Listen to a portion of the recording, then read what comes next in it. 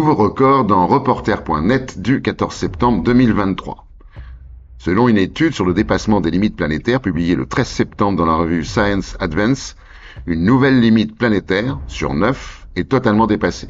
Le cycle de l'eau douce.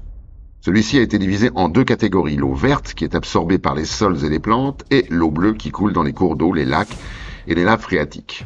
L'an dernier, le dépassement de la première a été constaté. Le dépassement de la seconde vient d'avoir lieu. Déjà en 2015, les chercheurs Fernando Jamarillo et Georgia Destounis de l'Université de Stockholm avaient estimé que l'humanité consommait actuellement 4485 km3 d'eau douce, soit plus que la limite soutenable fixée à 4000 km3 par an. Les pénuries d'eau concernent déjà 2 à 3 milliards d'êtres humains dans le monde et le chiffre pourrait dépasser les 5 milliards en 2050.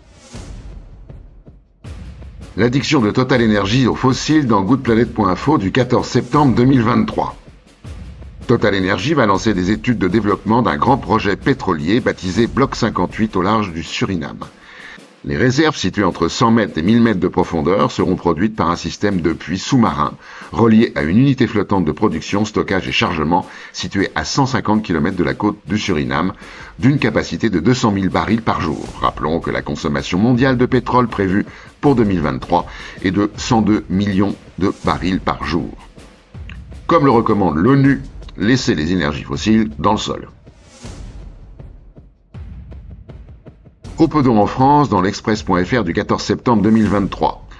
Au 14 septembre 2023, près de 2/3 des nappes phréatiques sont à un niveau inférieur aux moyennes de saison et 189 communes sont privées d'eau potable. Le nombre de communes souffrant de pénurie d'eau au 8 septembre 2023 a plus que doublé par rapport au constat fait le 10 août, quand elles étaient 85. 62% des niveaux des nappes phréatiques sont sous les normales mensuelles, contre 72% en juillet. Mais globalement, les niveaux sont généralement en baisse, 73%.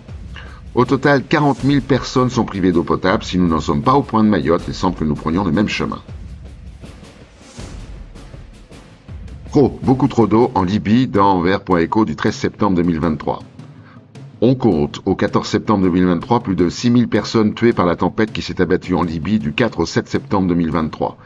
Sa violence est liée à la formation d'un phénomène météorologique appelé Medicane, contraction de Méditerranée, et Hurricane, ouragan en anglais. C'est une dépression qui possède des caractéristiques de cyclones tropicaux, alimentés par l'énergie contenue dans les eaux anormalement chaudes de la mer Méditerranée, consécutive au réchauffement climatique. Selon le climatologue David Faranda, le réchauffement ne rend pas plus probables les Médicaines, mais leurs conséquences sont plus intenses. Quand les sols se fissurent dans Géo.fr du 13 septembre 2023. Ces fissures ne sont pas consécutives à des tremblements de terre, mais au pompage abusif des nappes phréatiques pour irriguer les cultures. Joseph Cook, géologue à l'Arizona Geological Survey, rappelle que lorsqu'une trop grande quantité d'eau souterraine est pompée depuis les aquifères naturels, la terre s'affaisse, provoquant des fissures profondes dans le sol. Elles peuvent endommager les habitations, les routes, les canaux et les barrages et menacer les biens, le bétail et les êtres humains. En Arizona, ont été recensés environ 272 km de fissures depuis une vingtaine d'années. En outre, selon une récente enquête du New York Times, parue le 28 août 2023, les aquifères, qui alimentent environ 90% des systèmes de distribution d'eau aux États-Unis, s'épuisent à tel point qu'ils risquent de ne pas pouvoir se reconstituer, en tout cas pas avant plusieurs siècles, voire millénaires. De plus, selon Warija Bowman, professeur en droit de l'eau à l'université de Tulsa, la hausse des températures et les sécheresses font reculer les cours d'eau, contraignant les agriculteurs à puiser toujours davantage dans les nappes phréatiques.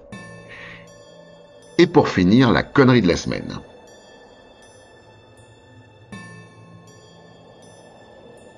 À la prochaine fois.